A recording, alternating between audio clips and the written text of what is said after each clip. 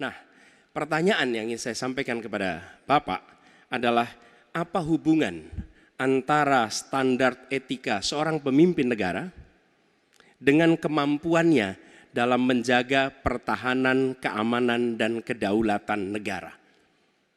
Terima kasih. Baik, waktu masih ada Pak Anies. Sudah cukup. Cukup? Baik, kami persilakan kepada calon presiden nomor urut 2 Bapak Prabowo Subianto untuk menjawab pertanyaan dari Bapak Anies. Waktu Bapak 2 menit dimulai ketika berbicara, silakan. Saya sependapat bahwa semakin tinggi, semakin kompleks, memang kepemimpinan itu butuh nilai. Nilai-nilai yang sangat fundamental.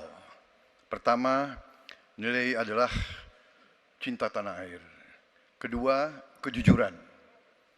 Ketiga, kebersihan yang Bapak bolak-balik ngomong. Harus memberi contoh. Tidak boleh korupsi dengan bentuk apapun.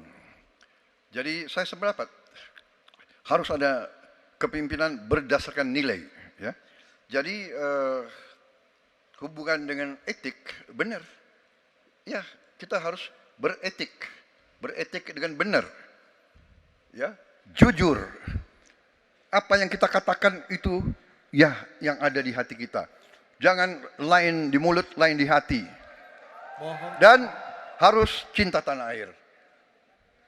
Pertahanan ini sakral bagi kita. Ini menyangkut keselamatan kita. Jangan karena ambisi pribadi kita menghasut dan menyesatkan rakyat. Itu etik yang tertinggi. Saudara Profesor Anies Baswedan. Itu etik yang tertinggi. Kebersihan jiwa. Kejujuran. Kesetiaan kepada rakyat.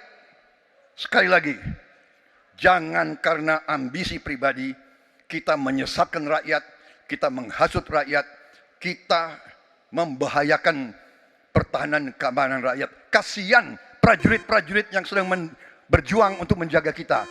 Polisi-polisi yang menjaga kita. Kasihan kalau ada calon-calon pemimpin yang kerjanya hanya menghasut saja.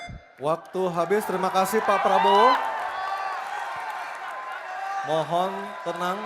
Bisa tenang dulu Bapak Ibu, bisa tenang dulu. Oke, Mohon bisa tenang dulu.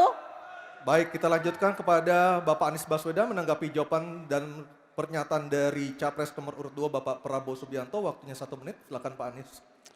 Ketika dikatakan bahwa standar etika yang dipegang adalah tinggi, memang menjadi presiden, panglima tertinggi harus memiliki standar etika yang amat tinggi.